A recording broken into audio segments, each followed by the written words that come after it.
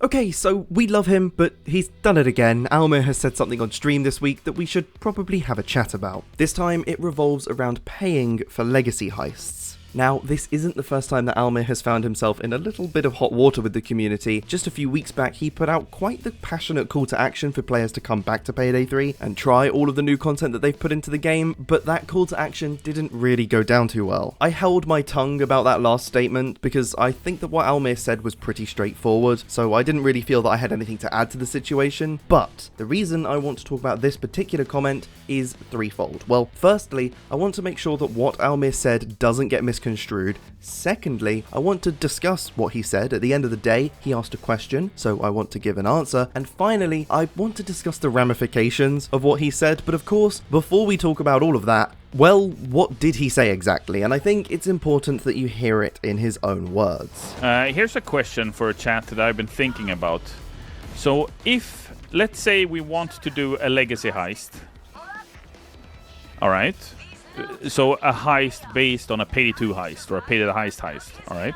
But the problem is that it's super expensive to make that happen, all right? Let's say it's like, oh, if we want to do this heist, it will cost a lot of money. Would you, in the community, be okay with that legacy heist being paid?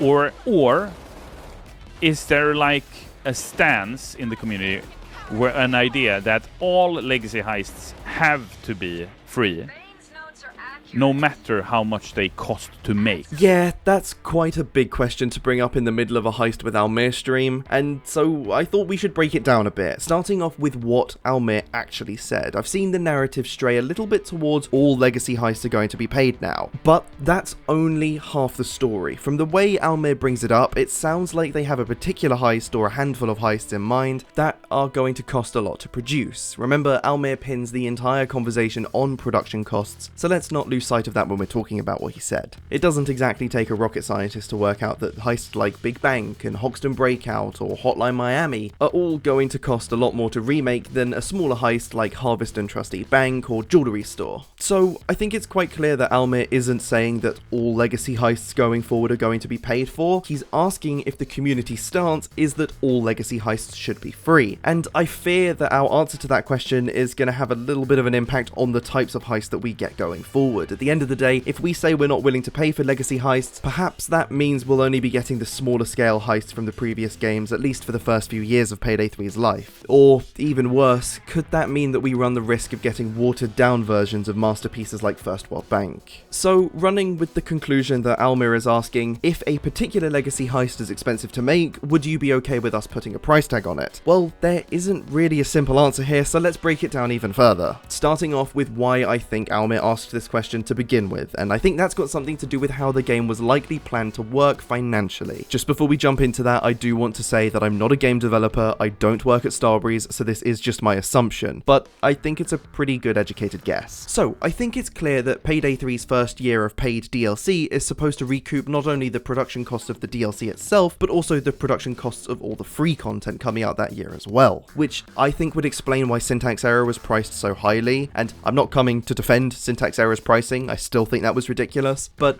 with that lens, it makes slightly more sense. Now that the prices have been reduced, the money to produce the free content is coming in at a much slower rate, so Starbreeze need a solution. I'm not claiming to have this solution, I'm just trying to figure out why this change is something that's been on Almir's mind, because at the end of the day, it's a big change. Remember, we were told that legacy heists would be free, and that's why Almir asks if the stance of the community is that all legacy heists have to be free, regardless of how expensive they are to make.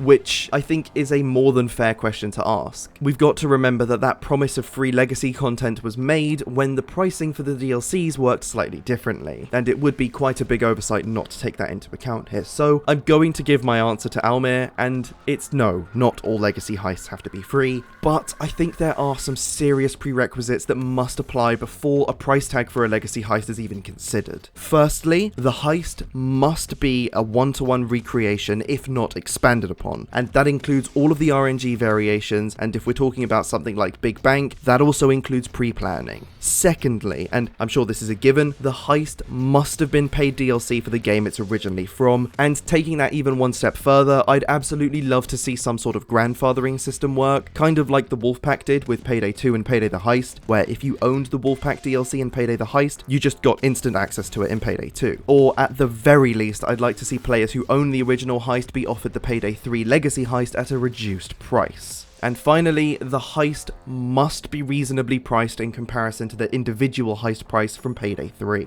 The Boys in Blue heist, and as we've been led to believe all future Payday 3 DLC heists, at its standalone price, and that's not including buying the weapon pack and the tailor pack, is $8. So I wouldn't want to see a Legacy heist cost anything more than $5 to $6. And let's also not forget that most of these heists that released in their previous titles didn't necessarily release on their own as just a standalone heist. A lot of them also came out with their own weapons and cosmetics, so that's something I'd also want to see remembered if these heists do come back in a paid form to Payday 3. So to give an example of what I mean by that, if the Golden Grin Casino was released as a Legacy heist for $5 for example, and then 6 months down the line they released the Cavity 9mm, they brought that weapon back, then it would have to be free, or at the very least it would have to be retrospectively added to the Golden Grin Casino Legacy heist bundle, just like the compensation items are being added to Syntax Error. As long as all of those things happen or have a justifiable reason as to why they're not happening, then yes, if it was a particularly expensive heist to produce, I personally wouldn't have a problem paying for it. Though, if we're really in a position right now where we're considering charging for a Legacy heist, I think we should just drop that Legacy heist, at least for the moment, and come back to it later. If there are any Legacy heists that can be put out there for free, maybe jewelry store, that seems relatively simple, though I'm not a game developer, then those are the Legacy heists that should be prioritized right now. As for the paid content, to give my 2 cents, that should really all be new. Even if that means the DLC structure for Payday 3's second year of content has to change slightly, so instead of every single DLC that comes out for Payday 3 releasing with a heist, weapon and tailor pack, perhaps every now and again when there would have been a paid Legacy heist, we just have a slightly smaller paid standalone Payday 3 heist. So that's my answer to Almir's question, and of course, that's just my answer. I don't claim to speak on behalf of anybody else, let alone the entire community. So as always, let's continue the discussion in the comments section down below, and whilst you're down there, if you've been enjoying this video so far, consider clicking that subscribe button. So we've just spent a while talking about paid Legacy heists, but taking a step back from that, I want to ask the question of, does Payday 3 even need Legacy heists right now? And the simple answer is no. You see, Payday 3's narrative is already moving at a snail's pace, so why muddy the waters of where the story's going with more Legacy heists? Though on the other side of that coin, Legacy heists put Payday 3 in a really unique position. Remember that there are a lot of Payday 2 heists that never made their way to console, and through the Legacy heist system within Payday 3, console players may finally have a chance to play those heists. And interestingly enough, if we revisit the topic of paying for Legacy heists for a moment here, if Starbreeze were to commit to paid DLC that was bought through Payday 2, also granting you access to the heist in Payday 3, then that really justifies a price tag on the heists that never made their way over to the console versions of Payday 2. At the end of the day, console players aren't paying for those heists again because we never got them in the first place. That means console players obviously won't own the DLC for Payday 2, which actually sets up a three-way win for console players, PC players, and Starbreeze. Let me break that down for you. PC players who own the DLC for Payday 2 will be getting a new Legacy heist in Payday 3 completely free of charge. Console players will be able to play a heist that we'd never really got the opportunity to with Payday 2, and as it's essentially new content to us, a price tag can be somewhat justified. Still at a price point of around $5 to $6, I should add. And of course, finally, Starbreeze get their win because they found a way to slightly monetize Legacy heists. So if you ask me, then that's the perfect way to execute paid Legacy heists in Payday 3, if that really is something that Starbreeze have to commit to. At the end of the day, they are still going back on their word, and it's really not a good look, even if it does kind of make sense considering the price structure of Payday 3's DLCs have changed. Though, at the end of the day, I'd rather pay for more content than see Starbreeze go down the route of microtransactions or an in-game store. And if they were going to go back on something, I'd rather it's their promises of free Legacy heists than their promises of no battle passes. I really commend Almir for bringing this up on stream and being so transparent about the fact that this is something that's being considered. The guy puts himself in a real tough position sometimes on stream, engages with some really difficult questions, and I have a lot of respect for that, which is why I wanted to make a video to clearly state my thoughts on what was said and give my answer to the question that Almir asked.